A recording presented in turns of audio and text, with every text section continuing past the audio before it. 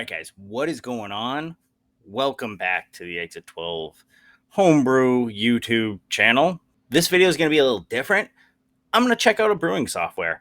Right now we use Beersmith, and it's fine, okay. But I want to see what else on the market. Everybody's raving and ranting about Brewfather, so I thought I would check it out. Got us logged in, got us a little bit of that 330-day action on the premium, and we're going to check it out. We're going to build a little recipe here together. I have played with this for maybe 5 minutes, both the laptop and the app, so I really don't know much at all, so we're just going to do this together. I thought it'd be a nice little fun video. Before we do that, shout out to our beautiful BrewTuber sponsors. Shout out Imperial Yeast, the best yeast proprietor on the planet, and also Beer, Wine, and Hobby. And little announcement time, breaking news maybe, starting at September, we got Yakima Valley hops too. Did you know that? Now you do. So I just wanted to shout out those beautiful sponsors. We love them so much. And let's get on to a little bit of experimenting with Brewfather. Stick around. All right, guys, so this is the Brewfather app. I am just using it through my desktop. Like I said, we have the premium right now. It's that free trial. We're still seeing what we want to do, but I figured I would make a little recipe and just play around with a few things. Really don't go too in depth. I'm probably not going to do like my water stuff. Maybe I'll talk about it a little bit, but I won't go too crazy. Just sort of play around with it, make a simple recipe, and you know, you guys are along for the ride. So I'm going to use one of our old recipe bases, which is one of our first New England IPAs, which we called Yokozuna.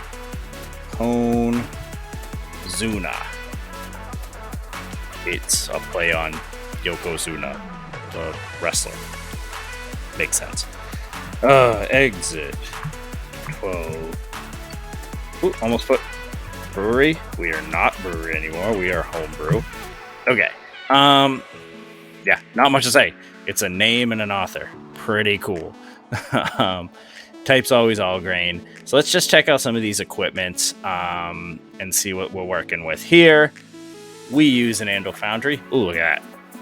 A for Andal Foundry comes up right away. 240 volt, 10.5. That is our system.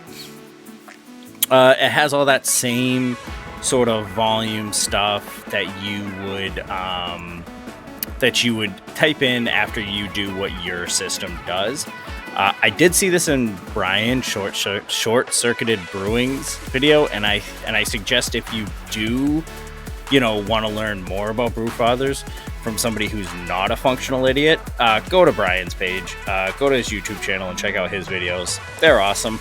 But I figured maybe some people would want to see somebody try this for the first time. So one of the things I really thought was cool was you can change either, what your batch volume is that you want in the kettle, or if you're targeting what goes into the fermenter, which is pretty cool. It's a little thing, but it's definitely an upgrade over what Brewsmith does right now. So let's just say we want 5.5 in the fermenter. Calculate boil volume. I'm not going to mess with this right now. I think we have our profile set, and I could just literally take all this stuff, the dead space, the fermenter loss, the mash tun loss, and things like that over from Beersmith, Beersmith, whatever. And then go from there. But we're just gonna roll with it. We're gonna go 65. We sometimes hit 60, but let's shoot for the moon here. Calculate mash efficiency, and that does it. 7.1.5, pretty cool. Hop utilization's in there. Hop aroma utilization, which is kind of cool. And it looks like it calculates that for you. So if we're saying we're gonna do a hop stand on this one, all right, let's go. We're going to do a hop stand of 185 for 10 minutes. So usually I just put that in when I do the put in the hops. So I'm not too sure why it's doing it in the equipment profile, but whatever. Altitude adjustment's kind of cool. We're just gonna leave all that good. We do a batch sparge method. Sparge water reminder. Remind to prepare sparge water in Brew Tracker. Yes, please. Why not? Time left in the mash. Okay. Include grain volume and mash limits. Sure, that's kind of cool. That's kind of cool that it will tell you your max on the machine. Liking that. Overflow target. What does it say? Yeah, okay, whatever. Hot liquor tank water limit. Well, we do use a mash and boil as a pseudo hot liquor tank, but we're just not going to mess with it. All right, let's just say that's good for now, and save it. Do you want to scale this recipe? Sure, buddy. Let's do that. So that's kind of cool. It has definitely some different features in there. I would definitely, if we're really going to go with this recipe and ready to brew it, I would definitely make sure I put in all those dead spaces in there, which we already have from Beersmith, so that would be very simple. So let's select style. We're going to do a New England IPA. Ooh, Select, which is cool. I haven't seen the latest update, but the last time I checked, that wasn't in Beersmith, so strike one, Brad. And this is an old recipe, but let's just throw some stuff in there. We're gonna say we usually use, let's say 2-row. Yeah, we'll just go with malt, Breeze, fine. Okay, so then can we just do a percentage, which would be kind of cool? The amount by pound. Let's just go with, let's see, what did we do in the last one? Let's go 5. Yeah, let's just go 5. And we'll just ride with what it is. Knocks it in there, gives us an SRM, kind of cool. And then we'll do the same with some we'll just do some Vienna malt. On this one, I like a 50-50 blend of a 2-row and maybe something a little sweeter. It also gives it that nice golden color, which we like, but it's really about that malt sweetness that we want to put in the beer. And we'll just do, for this one, we'll just do a quick 50-50. All right, so that's cool. We got 50% base grains between 2-row and Vienna. Done deal. Can you, and I'm sure somebody's be like, oh, it's right there. I just want to see if you can actually, I thought there should be a way I can just do it by percentage, but we're going to roll with it for right now. Okay, so then let's do some flaked oats. Let's do some flaked oats.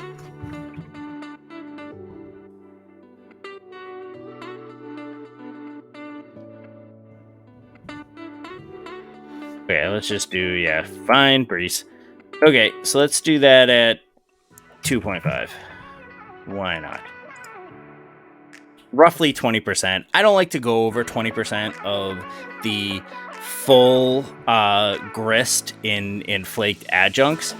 In the normal Yokozuna, I think we did flaked wheat, flaked barley, and flaked oats. I think you get the same sort of mouth smoothness and things like that. I would just go with flaked oats. It saves yourself some time. I like to go around 15%, and I'm sure that'll even out once we get our Carafoam in there. I still like Carafoam for head retention. It might just be, let's get some pills, Carafoam, same difference. We'll just do that too. Go right now. That's 13%. Let's do it at 1.5. I like it to be around 10%. Not over. Fine. 10.7, 17.9. Sure. 14 pounds. Does that bring us over our limit. Whatever. We're not really brewing this one. We're just checking out the thing.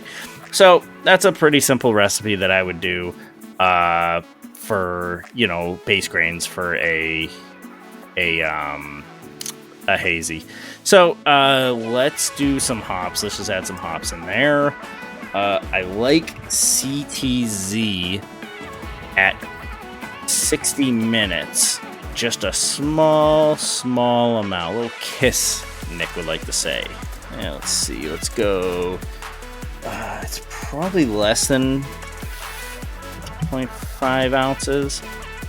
But let's just see what that does for our IBUs.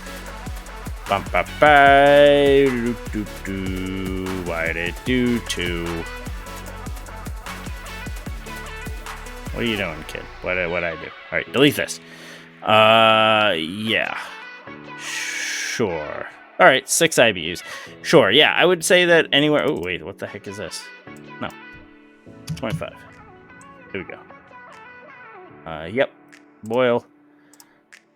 Oh, okay.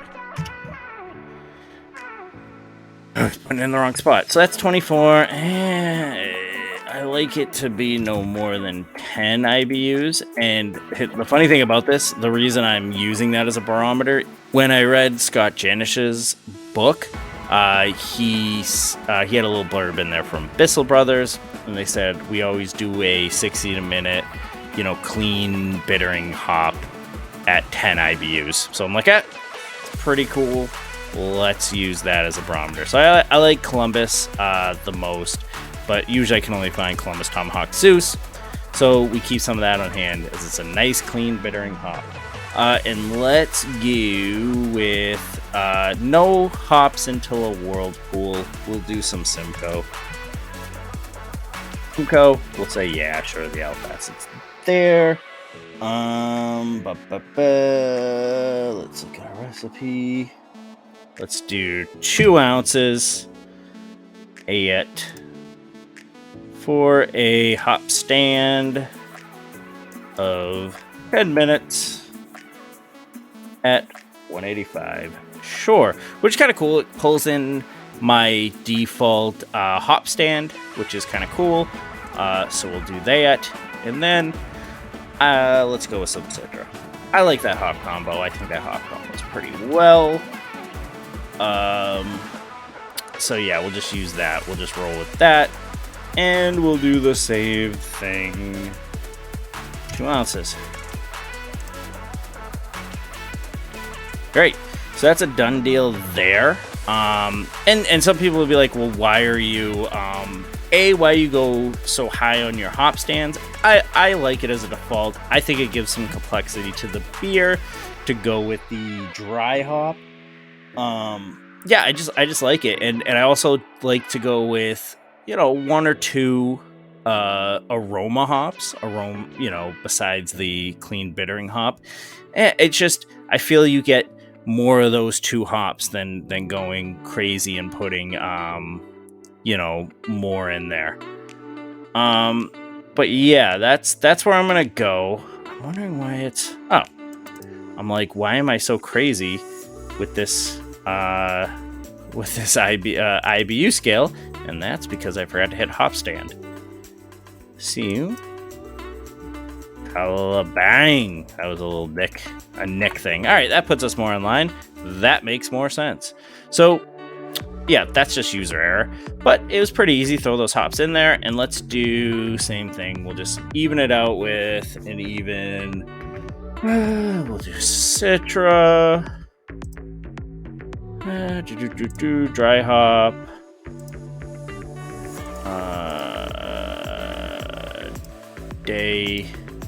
Days, and we'll just do a day. Uno. Oh, at 1 day. We usually do it around end of high Krasen, which is around day 3. And we'll put that at 3 ounces. Sure. Throw that bad boy in there. And then we'll do a little Simcoe as well. And we'll do the same thing. Do dry hop. 3 days in at, and we'll do the same, 3 ounces. So there goes our hop schedule. Nothing crazy, pretty easy.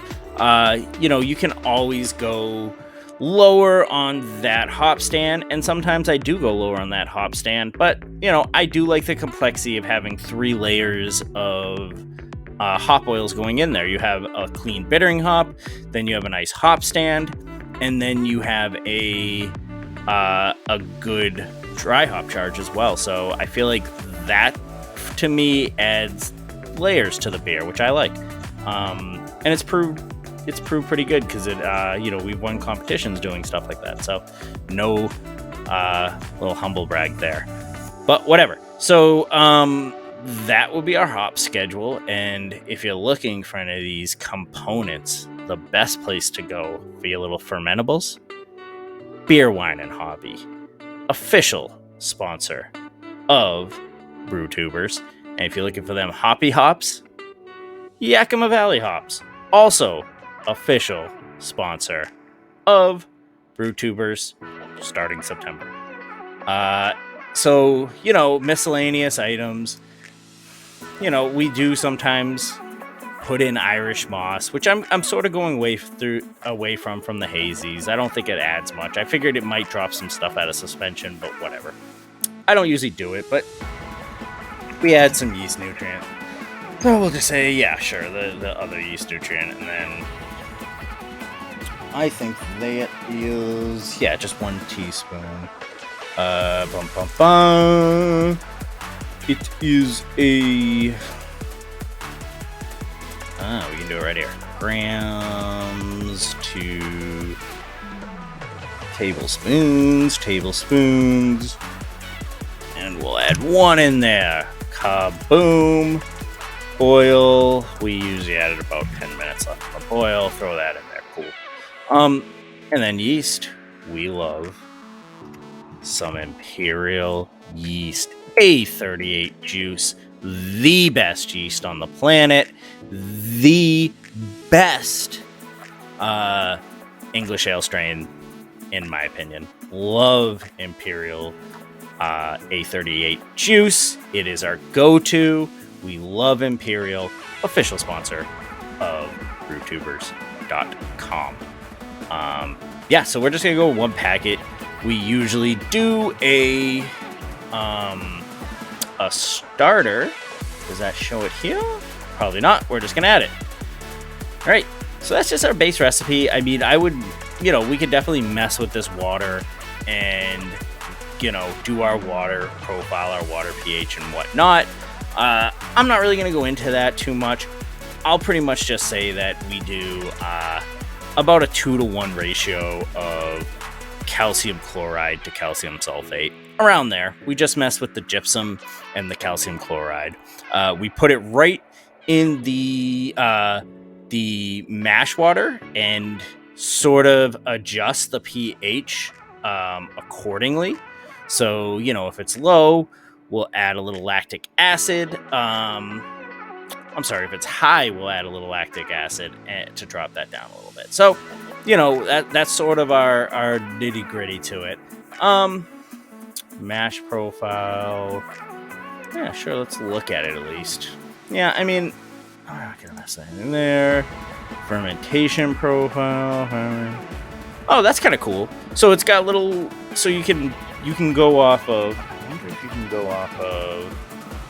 Yeah, they're just sort of profiles. So these are the 4 they have, right? Yeah, kind of cool. I mean, you can get a Kvike, you can get a quick lager, lager method, ale. Yeah, pretty cool. Obviously it defaults to ale, which is what we're going to do for the most part. And we can, we'll probably just change the temp to match what is best. Oh, that's kind of cool. It shows enable when fermenting under pressure. I'm wondering, so we always ferment under pressure. Kind of cool that they have all this stuff.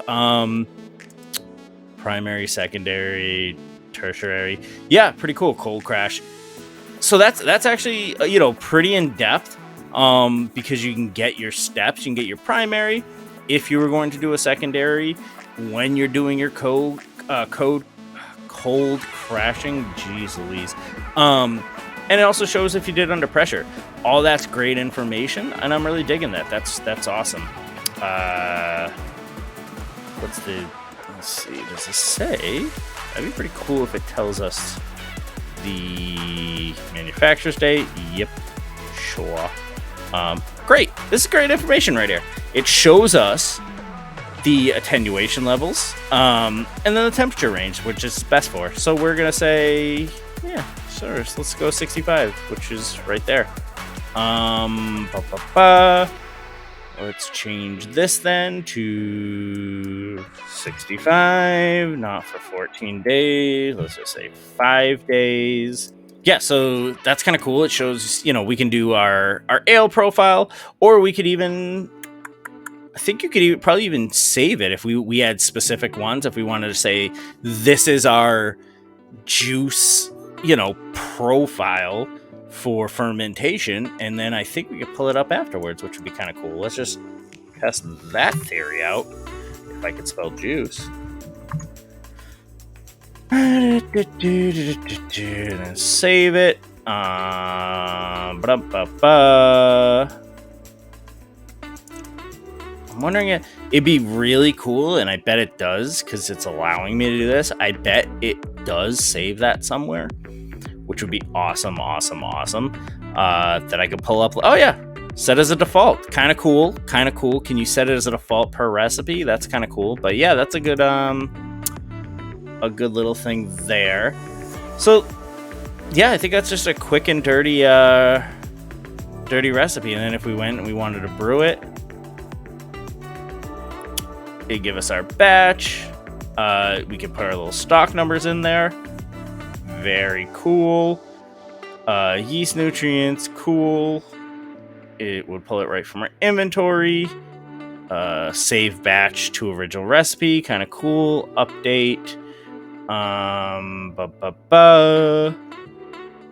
Duplicate, export beer XML, pretty cool. Yeah, so all these things are really cool. Let's go brewing. Yep, you got all your little timers here. Very cool. All your volumes, your log down here at the bottom. We love that. Little batch notes, great. Fermentation notes. Yep, carbonation levels, very cool. All your summary, very cool. And then your tasting notes, which is kind of cool. Oh, rating, very cool. Little thing, but pretty cool. If you want to do batch ratings, which is actually really cool. And then it shows your last volume there. Yeah, so let's see if we go back to recipes. Duplicate, export, share, print, read mode. Let's just look at it. Oh, cool. Yep, if you just wanted to have it in a little read fashion, very cool. Yeah, it's very intuitive, very easy to use. Can we just go into this water?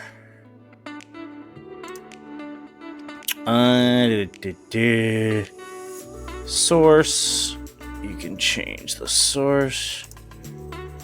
So if we use distilled. Yep. And then, okay, you can build it up from here with your ppm. And then, yeah, what you added of calcium chloride sulfate. Okay. Yeah, not bad.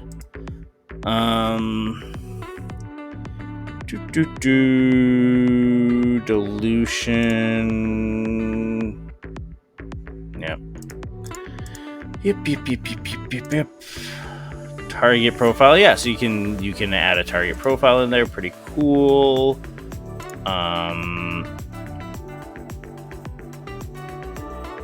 Yeah, so that's cool. It even adds a little bit of this in there. So if you were like, I want to see, I want to brew an authentic, Baltic porter. Okay, this is your your temp targets for your ppm of your water profile. Nice, pretty cool. Yep, you can change your mash pH here. add your caliphate to sulfate ratio, would show up right here, which is always important. Yeah, what you added to Sparge, very cool. I have heard that their water adjustments can be hit or miss, but you know, there's other things out there like brew in water and things like that, so that's not really a deal breaker at all. All in all, very, very easy to use. You know, that was just a quick and dirty, get a recipe in there, play around with it a little bit, and see where we're going there. Add image. I'm wondering, this is the dumbest thing, like the dumbest thing. But I love that, because we do all custom artwork, and I'm like, I don't know if Beersmith does this, and I don't want to say they don't, because I don't want to feel like a jerk if they do. That's awesome. If I could have my own little artwork to start off, that's just a little dumb thing that my dumb brain's like, that's excellent. So yeah, little touches like that. It's very intuitive. It doesn't seem like it's too far off from what we're doing now. I've heard integration's better because you can use your tilt, and yeah, it's just a really, really functional piece of software. So maybe what me and Nick will do is make an actual recipe and use it on a brew day and see what happens and report back. Thank you guys all for showing up and watching me fiddle around with a brewing software. If you guys like this video, please like, subscribe, hit that little notifications bell. If you want more of us, please check out our podcast, Exit 12 Homebrew and Craft Beer Lifestyle Podcast. It's definitely a lot more not safe for work than our YouTube channel, so just to let you know there. We're a comedy podcast. We just like to have fun. So, yeah, check us out and see you guys soon. Cheers.